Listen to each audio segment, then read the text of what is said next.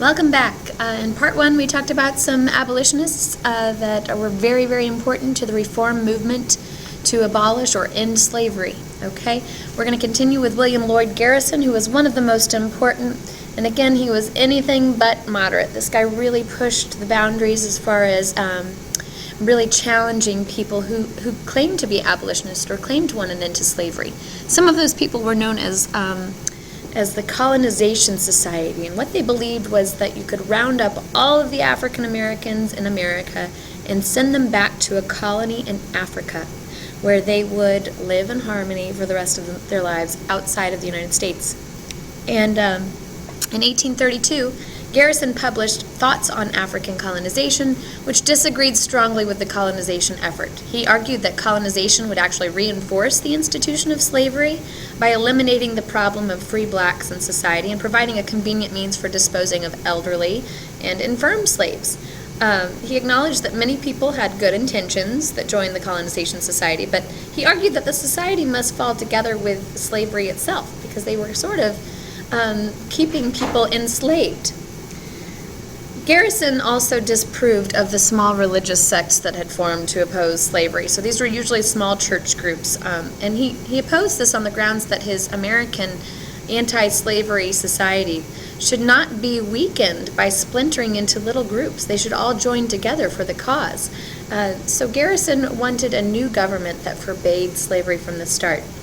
And they labeled the United States Constitution as a pro-slavery document, that it was illegal in its denial of freedom to African Americans. So this is a pretty radical thing to say, that the Constitution is illegal because it denies freedom to African Americans. So this position sort of alienated Garrison's supporters. He had some brothers who split with him in 1840 to pursue sort of a more moderate course of abolitionism. And that same year, Garrison also insisted that women be allowed to serve as delegates to the abolitionist conventions, and people didn't want women there. So these conventions led to a split in the American Anti-Slavery Society and the formation of other anti-slavery societies. So he went too far. He made people a little bit uncomfortable. He was quoted as saying, "I am aware that many object to the severity of my language. But is there not cause for severity? I will be as harsh as truth and as uncompromising as justice. On immediate emancipation, I will not equivocate. I will not excuse. I will not retreat a single inch, and I will be heard." That's William Lloyd Garrison. William Lloyd Garrison critiqued his fellow abolitionists, saying that they weren't going far enough. One person that he really had a hard time with was Frederick Douglass. Frederick Douglass often said, slavery brands your republicanism as your sham, your humanity as a base pretense, your Christianity as a lie. He was tough on people too, and he spoke to these anti-slavery organizations and criticized them for talking about freedom and then discussing the concept of colonization, which is not equal to freedom. Just sending a bunch of people back to Africa who had never lived there before is not freedom. So Frederick Douglass challenged people in a different way. He was born a runaway slave, and he later became sort of a supporter of women's rights and probably the most prominent abolitionist and human rights leader of the 19th century. He was a very good orator. He favored the use of political tactics to work for abolitionism, so he would go through the channels of government. So during the Civil War, he advised President Lincoln to let former slaves fight for the North and helped to organize 2 black regiments in Massachusetts even. So Douglass worked really hard to make the war a direct confrontation with slavery instead of an issue of states' rights. He was a literate runaway slave. His master's wife had taught him how to read. And he began this speaking career in 1841 when he delivered some sort of extemporaneous remarks on his experiences under slavery at a Massachusetts anti-slavery convention. And abolitionist activists quickly sort of recognized his talent and made him an agent for the Massachusetts Anti-Slavery Society. In 1845, he wrote his autobiography, which is wildly popular to this day, Narrative of the Life of Frederick Douglass, an American Slave, written by himself. In part as a response to critics who argued that such a well-spoken man could never have been a slave. And while Douglass spent time abroad, English supporters of his purchased his freedom for him, which was the sum of $710.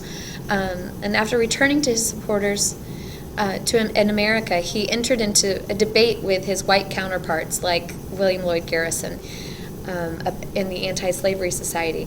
They thought he should basically just sit back and tell his dramatic story and not comment on the racism that he encountered in the North so as not to anger Northerners and lose support. But Douglass began to argue that the Constitution was not necessarily a pro-slavery document. There's the bell, don't go anywhere. That the Constitution wasn't necessarily a pro-slavery document, and that these lofty aims stated in its preamble, we hold these truths to be self-evident, that they could be consistent with the abolitionist cause. You could use those words to get to where you wanted to go. So his position, in direct contrast to that of William Lloyd Garrison, sort of caused a break in the Garrison faction of the abolitionist movement in 1851. Like Douglass, other black abolitionists experienced similar problems in emancipating friends and family members while articulating their views and commanding respect. It was a tough game being an abolitionist, and there were several differences between Garrison and Douglass.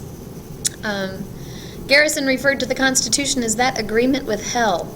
He stated that Christians who allowed slavery to continue would be denied salvation, and he believed American society was rotten to the core. Now, even if you support the anti-slavery movement, hearing this stuff about yourself can be kind of hard, especially if you're a Christian who is allowing this to continue. So he rubbed people the wrong way in a bit. Douglass said that the Constitution established justice and ensured peace and secured liberty for people. So he fought slavery within the system of government, and he said the Constitution was not designed to uphold a system like slavery. He didn't ever say we should get rid of it altogether. Okay? So, today we've talked about a few abolitionists: Harriet Beecher Stowe and Harriet Tubman, Nat Turner, who did things a little bit more aggressively, William Garrison, who was aggressive in another way altogether with his words, and Frederick Douglass, whose words today we still look at. And we'll be looking at documents by Frederick Douglass in class together. Please, if there's something that you don't understand, go back to your textbook in the section on abolitionism, which is on page 283. And revisit those words of Garrison and of Frederick Douglass. This is one of those tensions, guys, another one of those tensions that led directly to the Civil War. In the North, abolitionists were sometimes praised for their work, but in the South they were seen as agitators, and this made Southerners fairly angry at a time when tensions were already very heightened between states' rights and slavery. So these were all causes of the Civil War, which we'll talk about next week as well. So long, good night, farewell, have a great weekend. Thank you, guys.